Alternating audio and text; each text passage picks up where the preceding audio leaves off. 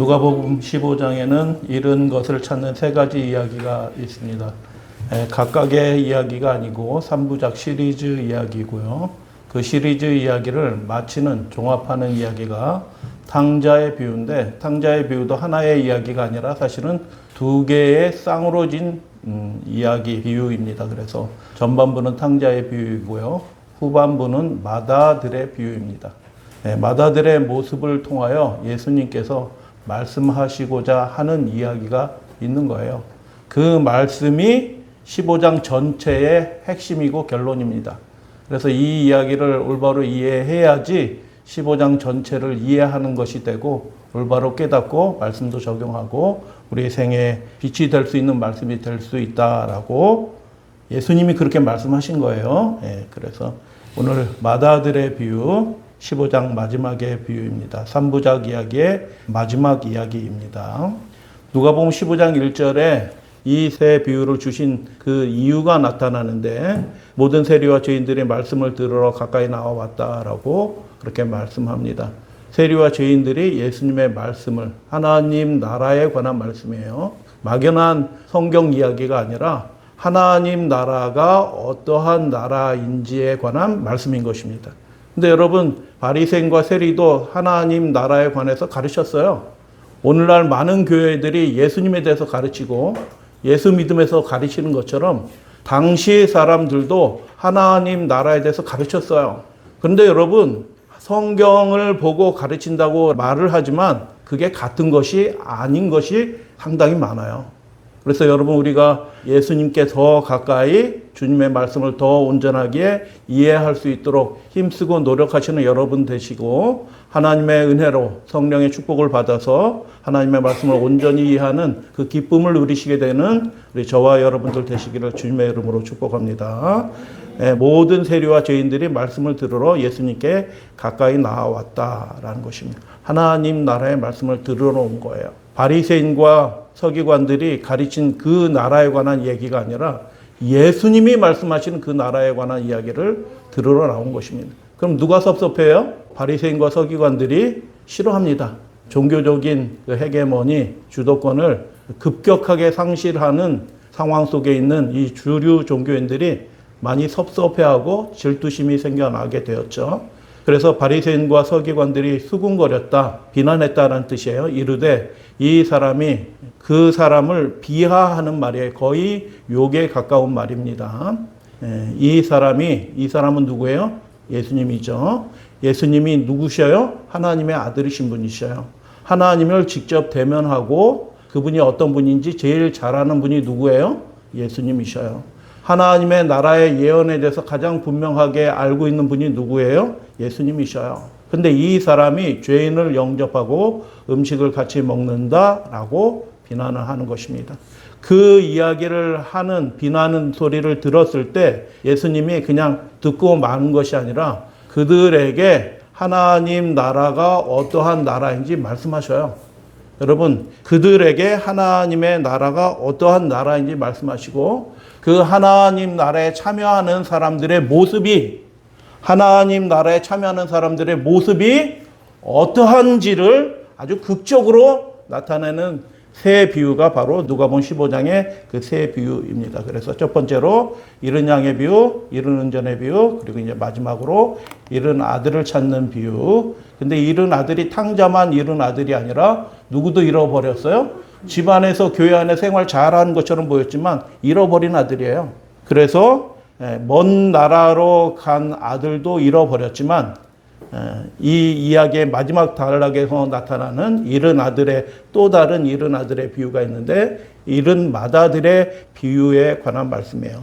집안에서 잃어버려진 아들도 있다 라고 예수님이 이 말씀을 주시는데, 이 비유가 누구에게 주신 거라고요?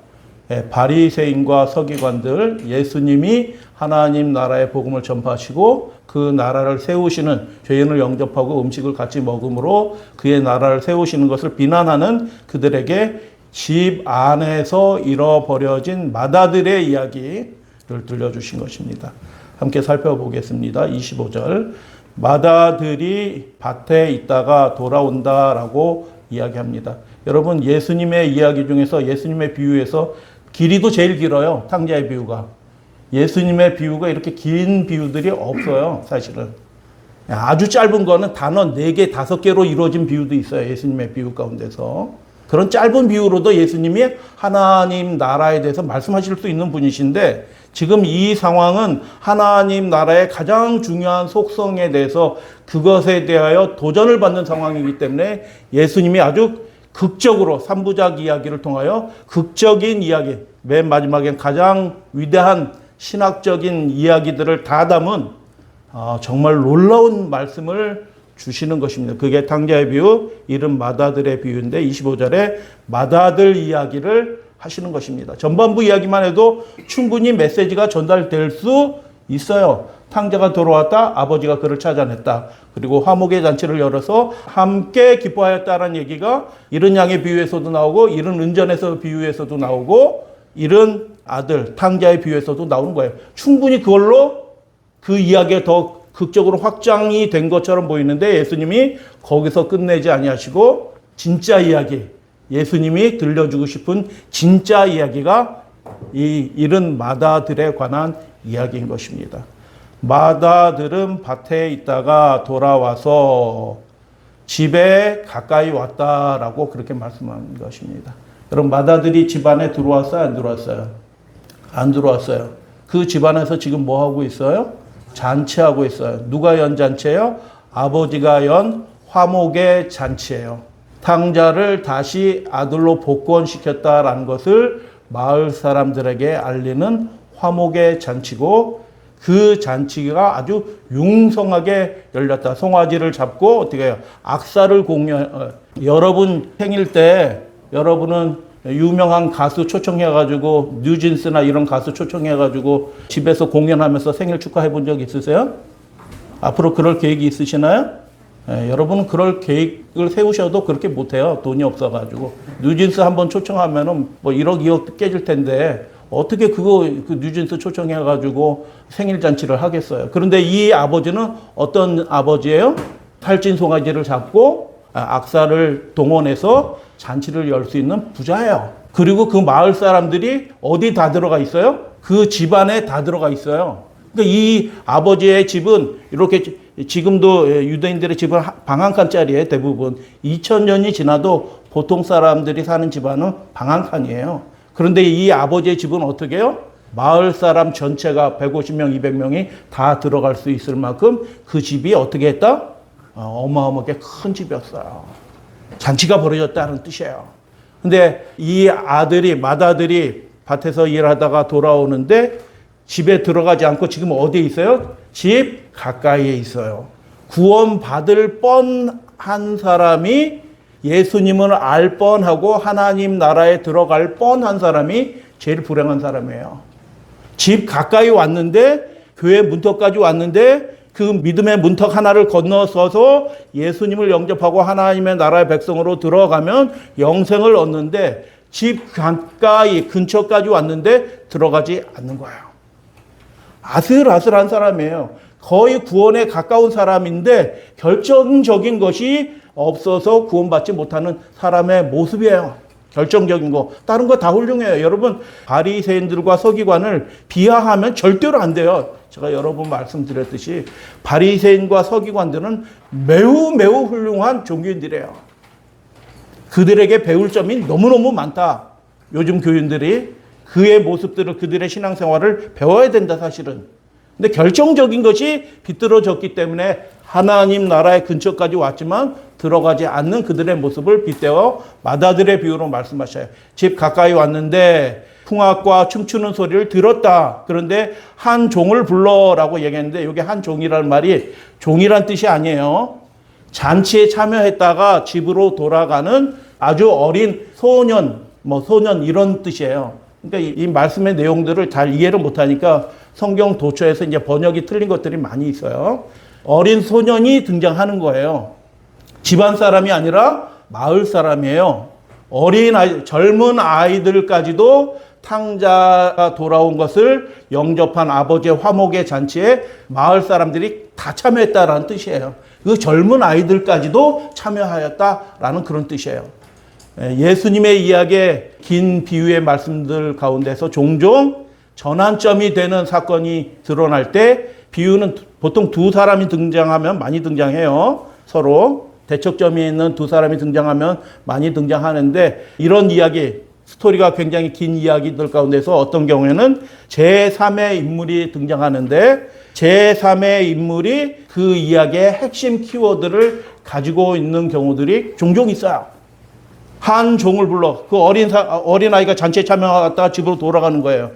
무슨 일이 우리 집에서 벌어졌니? 라고 물었다. 무슨 일이 벌어졌냐? 라고 물었는데 그 어린 소년이 대답합니다. 뭐라고 대답해요? 당신의 동생이 돌아왔습니다. 야, 좋은 소식이에요? 나쁜 소식이에요? 굉장히 기쁜 소식이죠, 사실은. 그런데 그가 행했던 일들을 생각하면 야, 저런 놈이 집에 돌아왔나? 하는 생각이 들 상황인데 어떻게 해요? 돌아왔는데 어떻게 됐어요? 당신의 아버지가 어떻게 했대요? 당신의 아버지가 건강한 그를 다시 맞아들였다라고 그렇게 말해요. 건강이라는 말이 탕자가 건강하게 잘 들어왔어요 이런 뜻이 아니에요. 당신의 아버지가 샬롬이란 뜻이에요. 이 샬롬이란 뜻인데 당신의 아버지가 완전한 평안으로 그를 다시 맞아들였다라는 것입니다. 여러분 우리가 하나님께 영접이 되는데 우리가 완전하기 때문에 하나님께서 우리를 영접해 주시는 거예요. 예수님 당시에도 완전주의자들이 있었어요. 그 도덕적 행위가 하나님의 율법에 완전히 일치되어야지 그 품성이 완전해져야지 하나님 나라의 백성으로 드림받는다라고 하기는 그 완전주의자들이 예수님 당시에도 있었더라고요. 예수님의 이 이야기들의 그 배경들은 다 이 이야기에 연결이 돼 있어요. 예수님이 직접으로 다 설명하지 않았을 뿐이에요. 이 이야기로 그 모든 이야기들을 다 담아낸 거예요. 여러분, 우리가 하나님 앞에 완전하게 영접이 되는 게, 온전하게 영접이 되는 게 우리 자신의 뭐가 완전하게 준비되었기 때문에, 갖춰졌기 때문에 우리 품성이 예수님처럼 순결해졌기 때문에 그분이 예수님의 형상이 완전히 회복이 됐구나. 예수님이 순결한 것처럼 너도 동기부터 생각부터 모든 것들이 다 순결해졌구나 하고 예수님이 영접해 주시는 거예요? 절대로 아닙니다. 근데 예수님 당시에도 그렇게 믿음을 가르친, 예수님 당시에도 그렇게 하나님의 나라를 가르친 종교인들이 있었고요. 요즘도 있어요. 그런데 아버지가 어떻게 영접한 거예요? 탕자가 완전히 준비해서 그래도 선물꾸러미라도 가져왔기 때문에 들어와라 이렇게 한 거예요?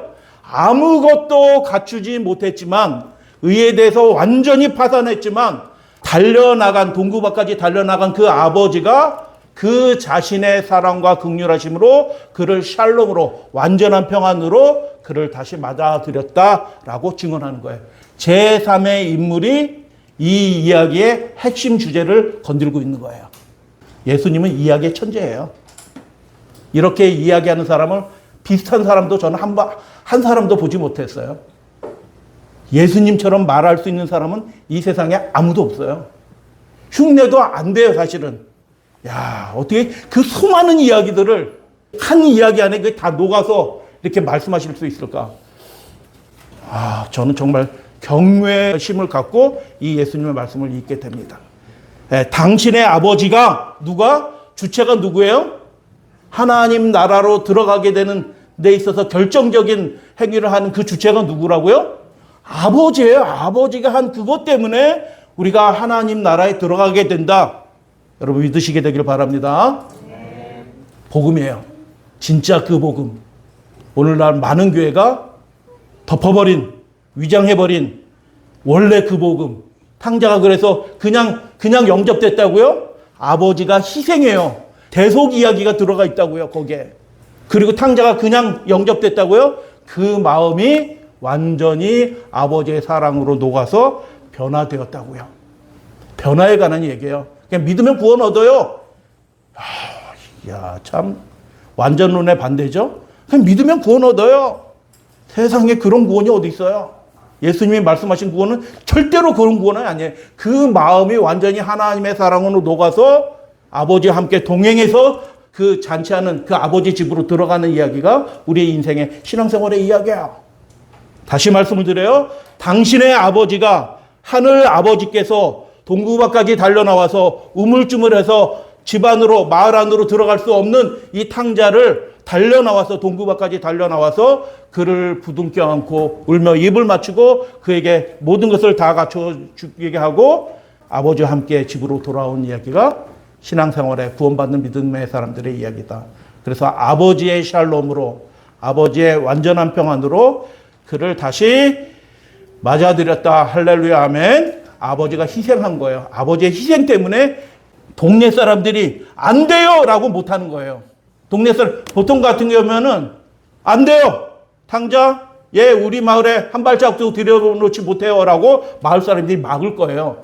근데 그 아버지의 숭고한 희생, 저런 아들을 맞이하기 위해서 그냥 버선발로 뛰어나와서 달려나가서 울면서 입을 맞추는 그 아버지의 숭고한 희생과 사랑을 마을 사람들이 보고 그 마을 사람도 차마 어떻게 해요? 안 돼요 라고 말할 수 없는 거예요. 그의 사랑과 희생에 놀라운 찬탄과 경외감을 가지고 아버지를 칭송하는, 탕자가 돌아온 것을 기뻐하는 잔치가 아니에요. 그 잔치는 아버지의 그 놀라운 희생과 영접하심을 경외하고 찬양하고 높이는, 그 마을 사람들이 그 아버지를 높이는 그 잔치에 참여했다라는 거예요. 그래서 살찐 송아지를 잡았나이다 라고 그렇게 이야기합니다. 이 이야기가 뭐예요? 아버지가 참 놀라우신 사랑을 가지고 동생을 영접해 줬구나. 나는 혹시 아버지가 화가 나서 동생이 돌아온다 할지라도 저런 놈 내쫓아! 라고 할까봐 염려가 됐는데 아버지가 그 놀라운 희생과 사랑으로 내 동생을 영접해 줬구나. 얼마나 다행인가 하고 집으로 기뻐하면서 달려 들어갔더라 라고 됐으면 얼마나 좋겠어요? 근데 그 탕자형 맏아들의 반응이 어떻게 됐다고요? 예수님의 말씀에 그가 뭐 했다요? 노했다, 분노했다. 여러분 지금 누구에 대해서 분노하는 거예요? 탕자에 대해서 분노하는 거예요? 아버지에 대해서 분노하는 거예요? 잘 대답하셔야 돼요. 탕자에 대해서도 분노하고 아버지에 대해서 분노하는 것입니다. 초점은 아버지에게 물론 있어요. 분노하여 들어가고자 아니하거늘. 여러분 하나님 나라의 잔치가 이미 시작이 됐는데 그 나라에 기분 나빠서 들어가지 않으려고 하는 사람들이 있는 거예요. 그런 생각이 들 수 있는 거예요. 종교인들은 그런 생각을 했는데 들어가고자 아니하였다라는 것입니다. 완강한 거부의 태도를 나타낸 거예요. 누구에게?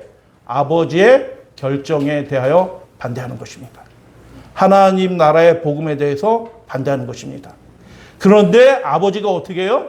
여러분 아버지가 결정하면 아들은 그냥 따라하는 거예요. 지금도 그렇지만 2000년 전에 그 사회에서는 아버지가 결정하면 그것으로 끝이에요. 그런데 이 아들은 어떻게 해요? 아버지가 결정했는데도 불구하고 어떻게 해요? 들어가고자 안 하고 거역하고 반항하는 거예요. 그럼 아버지가 어떻게 해야 돼요? 빨리 들어오라고 해라. 형이 와서 그 잔치 자리에서 잔치장으로서 형이 빨리 우리 마을 사람들 접대하고 함께 기뻐하고 이렇게 해야 되거든요. 잔치장으로. 그런데 형이 들어오지 않고 밖에서 버팅기고 있으니까 어떻게 해요? 밖에 있다고 그래 빨리 들어오래라. 이렇게 해야 되는데 어떻게 해요? 안 들어오고 버팅기고 있어요. 그러니까 아버지가 어떻게 해요? 나와요. 왜 안 들어오냐? 빨리 들어와라. 이렇게 해야 되는 순간인데 아버지가 뭐 한다고요? 여러분 하나님은 이런 분이셔요. 그를 대적하는 자들에게 화내지 않으셔요. 그를 반대하는 자에게 분노하지 않으셔요. 그의 나라를 대적하는 그 사람들에게 권하고 초청하는 것입니다. 다시 호소하는 분이 하나님 아버지의 모습, 이 아버지의 모습을 통해서 나타나는 거예요. 우리 사랑하는 어린이들과 학생들과 우리 작년에 이르기까지 이런 하나님의 모습으로 그렇게 대하시면 좋겠습니다. 사람들을.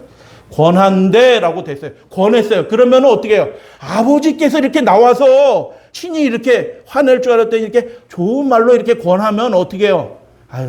아버지 제가 마음을 너무 이렇게 옹졸하게 했습니다 하고 들어가야 되잖아요. 근데 어떻게 해요? 맏아들은 아버지의 결정을 존중하고 들어갔어야 돼요. 잔치에 참여했어야 돼요. 권하기까지 합니다. 아버지가. 근데 어떻게 합니까?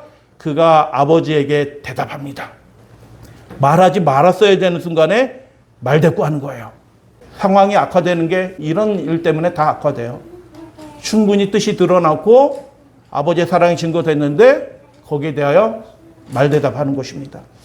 내가 여러 해 동안 이 대답은 그 대답이 아니라 아버지를 비난하고 아버지의 결정에 대해서 공박하고 그 동생도 참소하는 거예요. 근데 여러분 이 비유의 말씀을 자세히 다 말씀드리지 못하지만 결론적으로 말씀드려요. 여기 보면 대답에 누가 핵심이에요? 아버지의 결정도 중요하지 않고 탕자가 돌아온 것도 중요하지 않아요. 이 맏아들에게 중요한 것은 무엇이에요? 자기와 자기 소유예요. 내가 이렇게 얘기합니다. 내가 5번 한 존재가 누구예요? 이사야서에서 마귀사탄 루스벨이잖아요. 타락한 하나님에게서 멀어져서 땅으로 떨어진 그 루스벨의 정신이 내가예요. 근데 이 맏아들이 내가 하면서 당신의 동생이 돌아왔습니다 라고 얘기했는데 그 제3의 인물은 그렇게 얘기했는데 이 맏아들은 자기 동생에 대해서 뭐라고 얘기해요? 이 아들이 돌아오매 이렇게 얘기하는 거예요. 여러분 이게 할 소리예요? 그 남의 자식 얘기하는 것처럼 남의 옆집 아들 얘기하는 것처럼 이 아들이 돌아오매 이렇게 얘기하는 거예요. 휘어세요. 야. 그리고 결정적으로 이 괄호 안에 한글 성경에는 번역이 안 된, 왜 번역 안 했는지 몰라. 원문에는 있거든요. 근데 왜 이렇게 번역을 안 하지? 그리고 어떤 거는 엉뚱하게 번역하지? 왜 그럴까요? 말씀을 이해하지 못했기 때문에 번역자들도 오래전에 번역한 거니까. 개정개혁도 번역했는데도 안 들어갔어요. 말씀을 이해 못한 거예요. 뭐라고 얘기하냐면 아버지를 탕자는 뭐라고 얘기해요? 아버지여 하면서 그렇게 아버지에게 자기의 마음을 이렇게 얘기해요. 그렇게 아버지의 마음을 고통스럽게 했던 그 아들조차도 돌아왔을 때는 아버지여 이렇게 하면서 아버지께 말을 하는데 이 맏아들은 어떻게 해요? 아버지여. 아버지가 나와서 권한 깊게 하지 않는데 아버지 이렇게 하지도 않고 어떻게 해요? 보소서 내 말 들으세요. 이렇게 얘기하는 거예요. 만약에 여러분 아들에게 여러분이 권면을 하는데 여러분 아들이 아버지 이렇게 하지도 않고 들어보세요 하면서 무슨 얘기하면은 아 그래? 이렇게 하고 들으시는 마음이 좀 있으셔요? 보소서라고 얘기하는 거예요. 이거는 그냥 일반적인 말이지만 아버지라는 그 호칭조차 빠지고 이렇게 말하는 것은 욕이에요. 보소서라는 말이 빠져 있어요. 그래서 두 가지를 비난해요. 탕자에 대해서 어떻게 얘기해요? 아버지에 대해서 비난하는데 내가 여러 해 동안 아버지를 섬겼다라고 얘기해요. 여러분 이 좋으신 아버지가 아들들이 종노릇하듯이 노예 부리듯이 아들을 부렸을까요? 섬긴다는 말이 둘러싸는 뜻이에요. 종노릇한다는 뜻이에요. 여러분 그 좋으신 아버지가 동구바까지 달려나오신 그 아버지가 수치를 무릅쓰고 아들을 살려내기 위하여 동구바까지 달려나오신 그 아버지가 그 아들을 종노릇시킬까요? 아니에요. 절대로 그러신 분이 아니에요. 하나님은. 그런데 하나님에 대해서 어떻게 해요? 우리에게 율법을 주셔가지고 이렇게 힘들게 만드신 분이시죠? 라고 얘기하는 것과 똑같아요. 이렇게 힘들게 하나님을 섬기게 만들어요 라고 하는 그런 태도인 것입니다. 섬겨. 종의 자세를, 종의 영을 가지고 아버지를 섬긴 것입니다.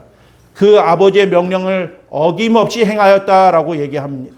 그러면서 동생에 대해서 비난하는데 여러분 탕자의 이야기의 그 전반부의 이야기에서 탕자가 먼 나라로 가서 어떻게 살았어요?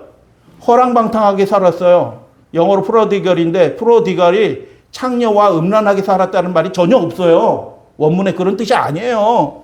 그냥 그가 어리석어서 미련해서 자기의 소유를 먼지 날리듯이 다 허비하였다는 그런 얘기예요. 자기 재산을 그 막대한 재산을 다 허비했다는 얘기지 거기에 그 이방 여자들하고 막 음란한 짓을 했다 이런 얘기는 하나도 없어요. 그런데 어떻게 해요? 건너짚는 것입니다. 분명히 그 짓 했을 거야. 이게 뭐예요? 사실에 근거하지 않아요? 비난하는 것입니다. 아버지를 비난하고요. 아버지는 그런 분이 아닌데 아버지는 이렇게 나쁜 분이에요. 이렇게 엄격한 분이에요. 라고 아버지를 비난하고 동생을 하지도 않은 일로 중상하는 거예요. 그럴 때 이런 터무니없는 반박을 공격을 당한 아버지는 어떻게 될까요? 야, 뭔 소리 하냐? 내가 언제 너를 그렇게 대했냐? 라고 아버지가 자기 변호를 해야 될 상황이 된 것입니다. 아버지는 어떻게 할까요? 아버지가 말합니다. 자신에게 아버지라고도 이야기하지 않는 그 맏아들에게 아버지가 하는 첫 이야기가 뭐예요? 여기 뭐라고 돼 있어요? 예. 이게 맞는 번역이기도 하지만 이게 예라는 뜻이 아니고요. 아들아 라는 뜻이에요. 테크논. 사랑하는 아들, 상속자로서의 아들, 그런 의미로서의 아들의 휴어스가 아니고 공식적인 아들아 라는 뜻이 아니고 사랑하는 아들아, 너는 내 상속자잖니? 라는 그 한마디의 말을 하십니다. 아들아. 야, 하나님 좋으신 분이에요? 진짜 좋으신 분이에요. 이렇게 거역하고 대적하면 벌써 그 당시 아버지 같으면 뺨을 한 대가 아니에요. 따닥 좌우로 해가지고 한 10대는 맞았어야 돼요. 근데 이 아버지는 어떻게 해요? 자기를 터무니없이 공박하고 동생을 중상하는 이 맏아들에 대하여 어떻게 해요? 아들아. 이렇게 얘기해요. 이 아들이 아니라 내 동생이다. 라고 그렇게 말씀하시면서 너는 나와 함께 항상 있었고 내 것이 다 내 것이다. 라고 말했어요. 왜 갑자기 이 아버지가 그 아들의 맏아들에 대하여 내 것이 다 내 것이다 라는 말을 왜 했을까요? 여러분, 예수님의 말씀에 당연한 건 하나도 없어요. 그 한 단어, 한 표현이 다 장치가 있어요. 굉장한 의미를 담아서 했는데 우리는 그냥 맏아들이 말 안 듣고 있네? 이렇게만 이해하고 있죠. 다 내 것이로다 라고 말씀하신 이유가 있어요. 지금 이 아들은 뭘 걱정해요? 예, 사업을 하시는 형제라서 딱 벌써 감 잡았어. 동생이 돌아왔다? 이미 유산 다 나눠줬고 저놈은 다 처분권까지 받아가지고 먼 나라에서 다 없애버렸는데 다시 아들로 맞아들인다? 그러면 내가 받은 이 상속을 또 나눠줘야 되나? 아버지가 또 나눠주려고 하나? 야, 이거 좀, 이게 그렇다? 이런 생각이 막 복잡한 감정이 막 드는데 어떻게 해요? 이 재산 관계에 대해서 긴 이야기가 있지만 제가 말씀드릴 수가 없어요. 그 말씀드리려면 올해 연말까지 이야기만 해야 돼요. 그런데 그렇게 말씀드릴 수 없고 다 내 것이로다라고 말하는 이유가 뭐예요? 너에게 상속된 재산은 하나도 내게 손해가 되지 않을 것이다 라고 아버지가 보장해 주는 거예요. 그러면 여러분, 맏아들은 뭐 때문에 걱정해요? 자기 재산 때문에 걱정하는데 아버지는 무엇 때문에 염려했어요? 혹시나 이 아들이 찾아내지 못할까라고 그렇게 염려한 거예요. 그래서 내 재산을 내 동생과 나누지 않을 거야. 그리고 내 동생이다, 내 동생. 찾아낸 그는 나의 아들이야. 그리고 내 아들이다. 그래서 내가 좀 기뻐하는 게 그렇게 뭐 문제가 되냐? 라고 아버지가 뭐 하는 거예요, 지금? 자기 변호하는 거예요. 저 같으면 이렇게까지 가지 않아요. 빨리 들어와. 2번 말 안 한다. 당장 들어와. 이렇게 해서 안 들으면 나가. 이렇게 할 거예요. 저만 그런 게 아니라 여러분도 다 그래요. 그런데 이 아버지는 어떻게 해요? 거역하고 대적하는 이 아들에게 아들아 라고 부르면서 어떻게 해요? 너는 여전히 내 아들이고 상속자가 될 거야. 그리고 돌아온 내 동생은 내 아들인데 내가 좀 기뻐한들 그게 뭐가 문제니? 라고 그렇게 정말 겸비하게 아버지인데 어떻게 이렇게 거역한 아들에게 이렇게 친절할 수가 있죠? 하나님 나라는 그런 나라입니다, 여러분. 맏아들은 자신의 권리, 자신의 재산에 관심하였지만 아버지는 잃어버려진 그 사람에 대하여 관심하는 것입니다. 여러분, 하나님 나라의 본질이 뭐예요? 그 잃어버려진 사람에 대하여 관심하고 그를 찾아내는 것에 온 전력을 다하고 희생을 하는 나라가 하나님의 나라이다라고 예수님이 지금 그렇게 말씀하시는 거예요. 그래서 근데 이 우리가라는 주어가 내가가 될 수도 있고 네가가 될 수도 있어요. 이게 원래 원문에는 우리라는 말이 없어요. 이게 이렇게도 해석이 될 수도 있고 저렇게도 해석이 될 수 있는 말이에요. 그래서 이 말씀이 긴 이야기라고 제가 말씀드린 이유가 있어요. 한순간에 할 수 있는 말이 아니에요. 이 비유 이야기는. 우리가 즐거움에 기뻐하는 것이 뭐하다? 마땅하다라고 그렇게 말씀하는 것입니다. 그래서 잃은 아들을 찾아내는 이야기가 두 가지 이야기로 구분이 되면서 극적인 종말을 맞이하게 되는데, 이 비유에 잃은 아들을 찾아내는 비유에 등장하는 모든 사람들이 다 기뻐해요. 누구도 기뻐해요? 동네 어린아이도 기뻐해요. 그런데 그 아버지와 제일 긴밀한 관계를 가지고 있는 사람이 한 사람이 있다고 하면 누구예요? 맏아들이에요. 그 맏아들만 기뻐하지 않는 것입니다. 놀라운 이야기죠. 다 기뻐해요. 그 잔치에 다 참여했어요. 그런데 맏아들만 기뻐하지 않고 참여하지 않고 오히려 뭐하고 있어요? 아버지를 비난하고 동생을 중상하는 그 일을 서슴지 않고 집 밖에서 하고 버팅기고 있는 것입니다. 그래서 이 이야기가 누구에게 들려준 이야기라고요?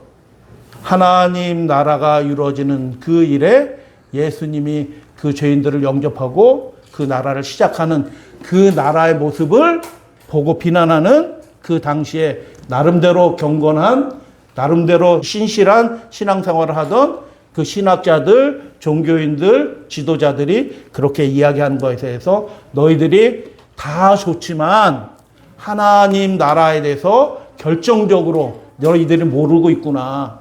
하나님 아버지께서 어떠한 분인지 너희들이 성경을 그렇게 읽었는데도 하나님 아버지가 어떤 분인지 뭘 기뻐하시는지도 모르고 있구나라고 그들을 책망하는 이야기예요. 그래서 간절히 자세히 잔치에 참여하도록 염려하지 말라고 그에게 당부하면서 참아내면서, 여러분 이 탕자의 2부 이야기, 맏아들의 비유 이야기도 아버지의 희생이 있다는 거 여러분 좀 느껴지시나요? 아버지가 자기 권리를 주장하던가요?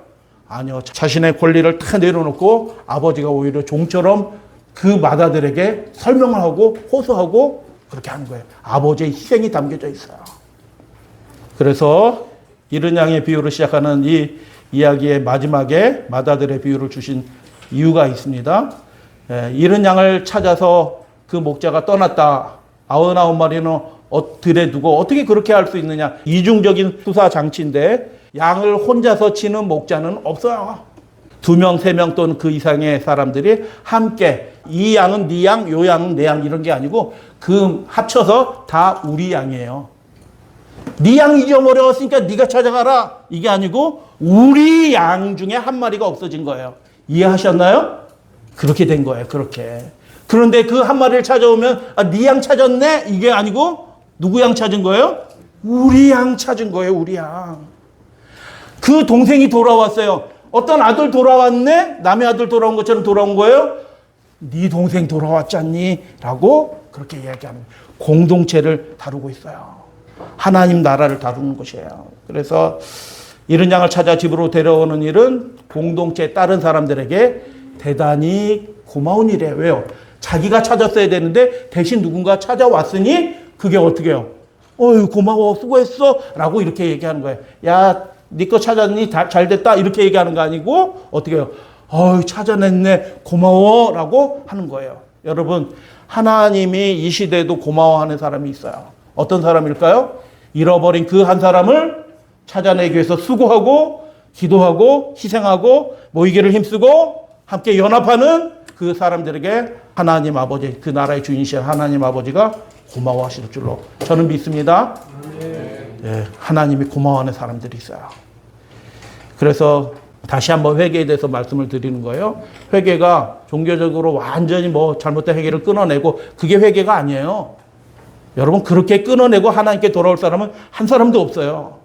랍비들에게 회개는 은혜 받기 위한 전제 조건이에요. 회개해야지 은혜 받는 거예요. 근데 여러분 예수님의 말씀하신 이 하나님 나라에 관한 비유는 은혜를 먼저 받는 거예요? 아니면 회개 먼저 한 거예요?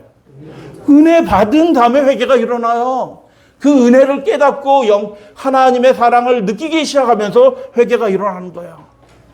바리새인의 회개는 그러므로 참된 회개가 아니었어요. 그들이 종교적으로는 거룩했지만 하나님의 사랑의 동기가 돼서 일어난 회개가 아니라 스스로 자기 일을 세우려고 했던 회개예요. 잘못된 행위를 하지 않는 것 자체가 좋은 거지만 전제 조건이었다. 그래서 1세기 유대인들에게 회개는 하나님 나라로 들어가는 방편이었어요. 여러분 이 말씀들을 잘 예수님의 말씀을 통해서 잘 배우셔야 돼요. 왜냐하면 요즘에 많은 분들이 여전히 그렇게 가르치고 있어요.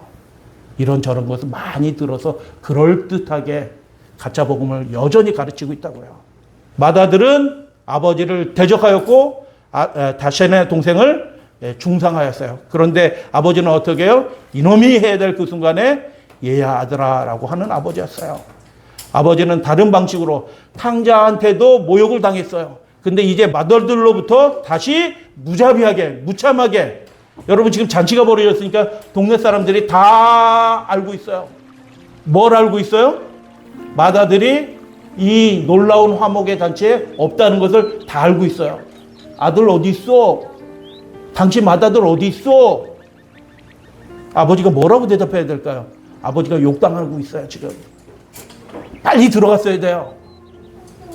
그래서 맏아들은 무자비하게 그 아버지를 욕을 돌리고 있어요 지금 문 밖에서. 근데 아버지는 어떻게 해요? 야, 내가 얘기했지? 이렇게 하지 않아요. 끝까지 어떻게 해요? 그거마저도 참아내면서 얘야 아들아 라고 얘기하는 거예요. 여러분 이렇게 사랑으로 충만한 저와 여러분들 되시기를 주님의 이름으로 축복합니다. 탕자를 변화시킨 그 놀라운 희생과 자기 부정이 이번에는 맏아들에게 쏟아져 부어진 것입니다. 하나님은 떠난 아들에게도, 떠난 아들이 나쁜 놈이에요? 거역하는 아들이 나쁜 놈이에요? 우리 학생들이 대답해봐요. 집을 떠난 아들이 나쁜 놈이야? 아버지의 말씀에 말대꾸하는 거역하는 아들이 나쁜 놈이야?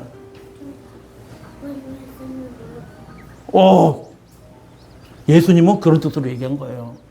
이 사람 어리석어져서 딴 나라에 희망이 있는 줄 알고 떠난 그 어리석음 때문에 멀어진 그 맏아들도 나쁜 놈이죠. 아니, 탕자도 나쁜 놈이지만 아버지가 어떤 분인지 알면서도 제일 가까이서 경험한 맏아들임에도 불구하고 어떻게 해요? 아버지를 비난하고 그 동생을 중상하는 이 거역하는 아들은 진짜 나쁜 놈이에요.